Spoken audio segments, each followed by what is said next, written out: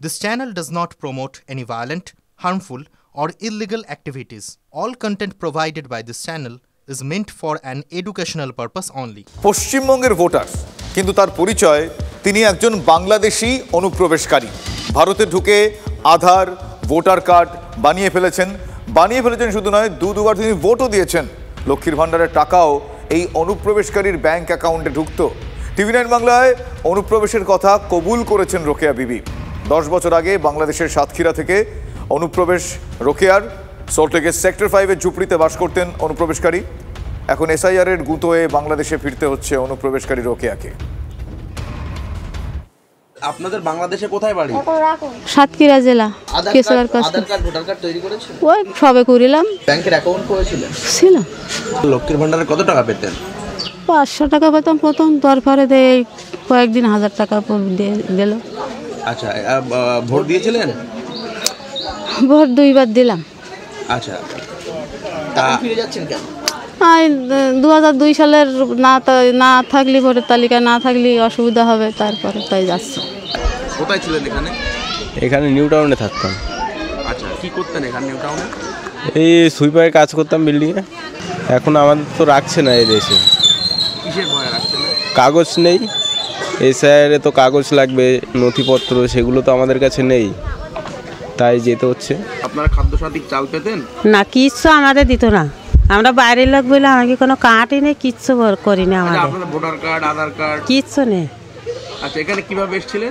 এমনি চলে এলাম। ভারতীয় জনতা পার্টি একমাত্র দল, তারা বলেছিল একজন যোগ্য ভোটারেরও নাম বাদ যাবে না এবং একজনও অযোগ্য ভোটার লিস্টে থাকবে না। এই লক্ষ্মী ভান্ডার পাওয়া অলক্ষীরা যত তাড়াতাড়ি বিদায় হবে তত তাড়াতাড়ি পশ্চিমবঙ্গের মঙ্গল। আর বাংলার মানুষকেও চিন্তা করতে হবে যে এতদিন কি কারণে বাংলার আমাদের মাননীয়া তিনি কেন SIR প্রাণ থাকতে হতে দেব না এই চিৎকার করে গলা ফাটিয়েছিলেন। এটা কিন্তু আজকে আপনাদের চোখের সামনে একদম দিনের আলোর মতো পরিষ্কার। এরা ভোট দিয়েছে, এরা লক্ষ্মী ভান্ডার পেয়েছে এবং আজকে এরা বাধ্য হচ্ছে পলায়ন করতে। আপনারা শুনলেন রোকেয়া বিবি, তিনি কি বলছেন। আমরা কিছুক্ষণ আগে কথা বলেছিলাম বিজেপি নেতা সজল ঘোষের সঙ্গে। এই মুহূর্তে আমার সঙ্গে টেলিফোন লাইনে রয়েছেন তৃণমূল মুখপাত্র তন্ময় ঘোষ। তন্ময়বাবু, আপনার কাছে আমার প্রশ্ন হচ্ছে, এই মুহূর্তে আমরা যে ছবিটা দেখছি সেক্ষেত্রে অনুপ্রবেশ ইত্যাদি ভোটার কার্ড পেয়েছেন, এপিক ভোট দিয়েছেন, লক্ষ্মীর ভাণ্ডারও তারা পেয়েছেন। এইটা নিয়েই শাসক দলকে বিঁধছে বিরোধীরা। আপনি কি বলবেন, কি করে লক্ষ্মীর ভাণ্ডার পেলেন? ভেরিফিকেশন হয়নি? লক্ষ্মীর ভান্ডারের যে ক্রাইটেরিয়া, যে ডকুমেন্ট দেখানো দরকার ছিল সেই ডকুমেন্ট দেখিয়েছে, লক্ষ্মীর ভান্ডার পেয়েছে। এখন আমার প্রশ্ন হচ্ছে, এই সমস্ত লোকজন যাদেরকে দেখাচ্ছেন তারা সত্যি যদি বাংলাদেশ থেকে এসে অনুপ্রবেশকারী হিসাবে ঢুকে থাকেন, তারা নিজেরাই বলছেন, তাহলে তারা এই BSF এর নজর এড়িয়ে এখানে কিভাবে ঢুকলো? তার জবাব তো স্বরাষ্ট্র মন্ত্রককে দিতে হবে, কেন্দ্রীয় স্বরাষ্ট্র মন্ত্রককে। তারা ঢুকে গিয়ে আমাদের দেশে অবৈধভাবে বাস করছে, সেটা পশ্চিমবাংলায় হতে পারে, সেটা গুজরাটেও হতে পারে। যখন পশ্চিমবাংলায় আসতে পেরেছে তারা গুজরাটেও থাকতে পারে। এখান থেকে গুজরাট যাওয়াটা তো সমস্যার কিছু নয়।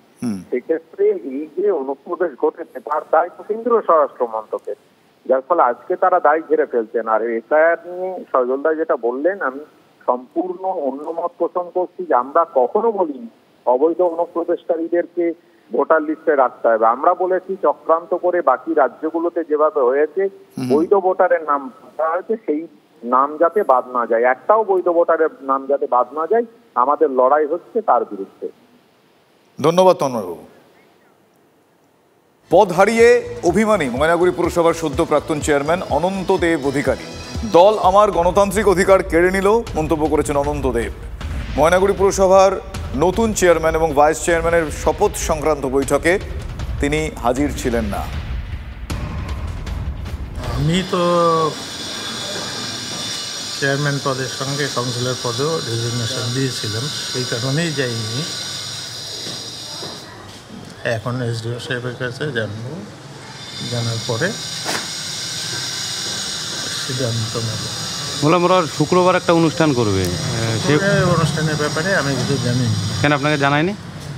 না, এখনো কিছু জানি না। আর জানালে কি যাবেন? সেটা পার্টি লেভেলে অনুষ্ঠান যদি হয় যাব। আর পুরসভার অনুষ্ঠান হবে? পুরসভার অনুষ্ঠান হলে নাও। বোর্ড মিটিংয়ে চেয়ারম্যান ভাইস চেয়ারম্যানের নাম প্রস্তাব এবং তা সিলমোহর দেওয়া হলো। ওটা আমরা আলোচনা করেছি। অনন্তদেব অধিকারী নতুন বিল্ডিং যখন আছে, আমরা সমস্ত কাউন্সিলর অনন্তদেব অধিকারী বা দাদার পাশে আছি, নিশ্চয়ই উনি নতুন বিল্ডিংয়ের ভিত্তিপ্রস্তর করুক, সেটা আমিও চাই। তৃণমূল কোনো ভদ্র শিক্ষিত মানুষের দল নয় যে সেখানে থেকে আপনি সম্মান পাবেন এটা আশা করেন। তিনি হয়তো কালীঘাটের দাবি মতো তোলাবাজি করে অর্থ সংগ্রহ করে দিতে পারেননি, তাই তার চেয়ারম্যানটি তাকে সরিয়ে দেওয়া হয়েছে। নতুন কাউকে চেয়ারম্যান করা হয়েছে, সে হয়তো তার চেয়ে বেশি অর্থ জোগাড় করে তোলাবাজি করে দেবে।